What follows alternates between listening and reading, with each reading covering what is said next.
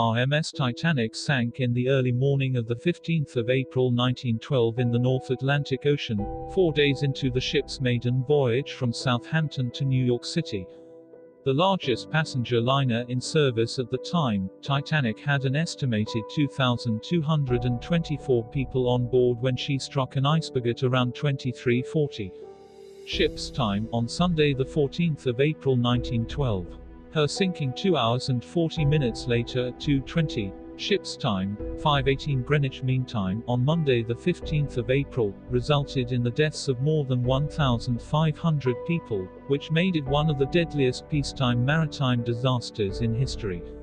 Titanic received 6 warnings of sea ice on the 14th of April but was traveling near her maximum speed when her lookouts sighted the iceberg. Unable to turn quickly enough, the ship suffered a glancing blow that buckled her starboard side and opened 5 of her 16 compartments to the sea. Titanic had been designed to stay afloat with 4 of her forward compartments flooded but no more, and the crew soon realized that the ship would sink.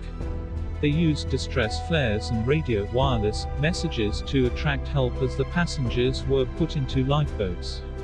In accordance with existing practice, Titanic's lifeboat system was designed to ferry passengers to nearby rescue vessels, not to hold everyone on board simultaneously. Therefore, with the ship sinking rapidly and help still hours away, there was no safe refuge for many of the passengers and crew.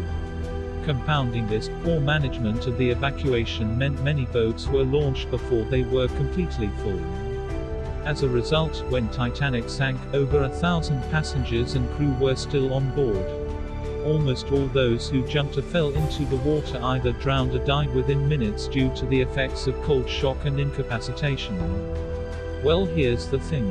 There's been attempts to recover some of the wreckage of the Titanic. In fact, one of these attempts happened only a few days after the unsinkable initially sank.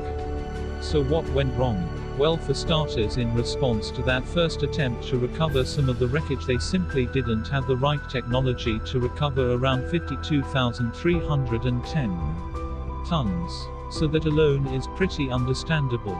This is why they decided to just wait it out until the technology became available to them, and even then that wouldn't be until the later years of the 20th century.